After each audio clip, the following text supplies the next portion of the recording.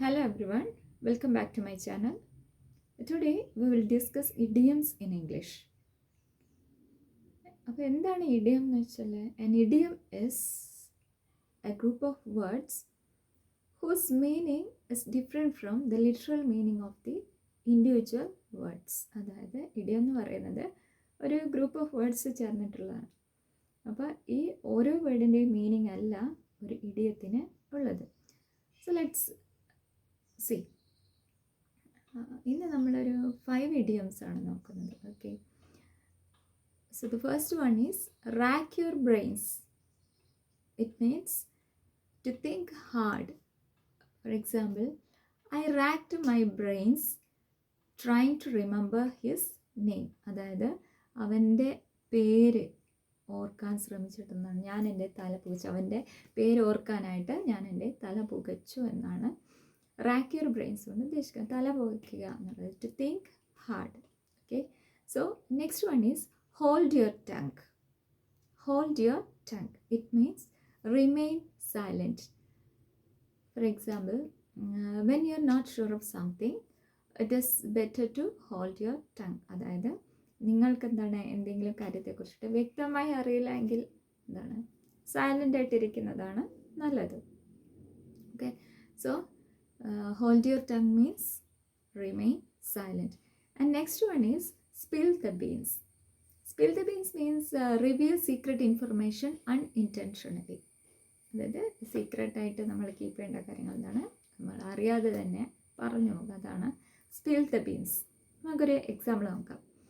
I told my friend George the name of my girlfriend and asked him to keep it a secret.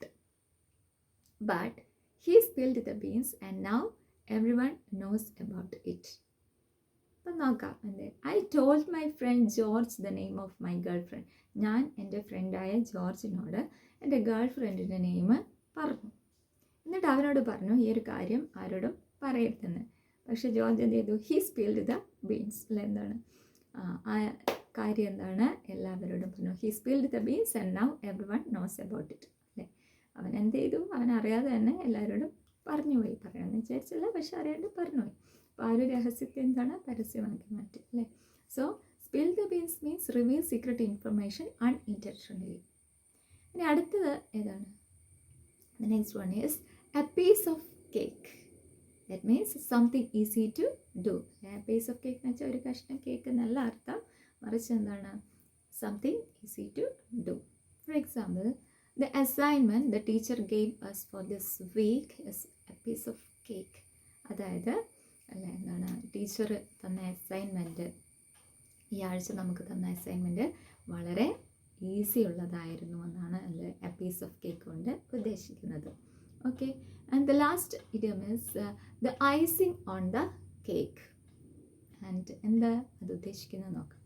Something positive that enhances A situation that is already good. അതായത് already നല്ലതായിട്ടിരിക്കുന്ന ഒരു situation എന്ത് ചെയ്യുക, കുറച്ചുകൂടെ നല്ലതാക്കി തീർക്കാനുള്ള ഒരു example നോക്കാം.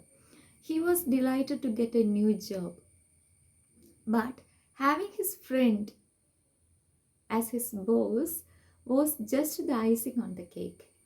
So അവനെന്താണ് അല്ലെ, ഒരു പുതിയ ജോലി കിട്ടിയതിൽ എന്താണ് ഓൾറെഡി സന്തോഷമുണ്ട്. അതിലേറെ സന്തോഷം എന്താണ് അല്ലേ, അവൻ്റെ ബെസ്റ്റ് ഫ്രണ്ട് ബോസായിട്ട് വന്നു അവിടെ എന്നുള്ളതാണ്.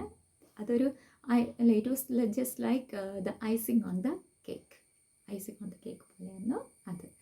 ഓക്കെ, അപ്പോൾ ഇന്ന് നമ്മൾ പഠിച്ച 5 idioms ഏതൊക്കെയാണ്?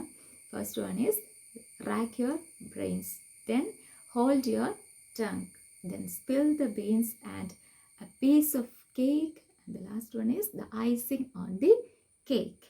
അപ്പോൾ എല്ലാവർക്കും മനസ്സിലിട്ടുണ്ടാവുമെന്ന് വിചാരിക്കുന്നു. 10th സ്റ്റാൻഡേർഡിലെ കുട്ടികൾക്ക് പഠിക്കാനുള്ള കുറച്ച് idioms-ആണിത്. എല്ലാവരും നന്നായിട്ട് പഠിക്കുക. വീഡിയോ ഇഷ്ടപ്പെടുകയാണെങ്കിൽ ലൈക്ക് ചെയ്യുക, ഷെയർ ചെയ്യുക, ചാനൽ സബ്സ്ക്രൈബ് ചെയ്യുക. Thank you.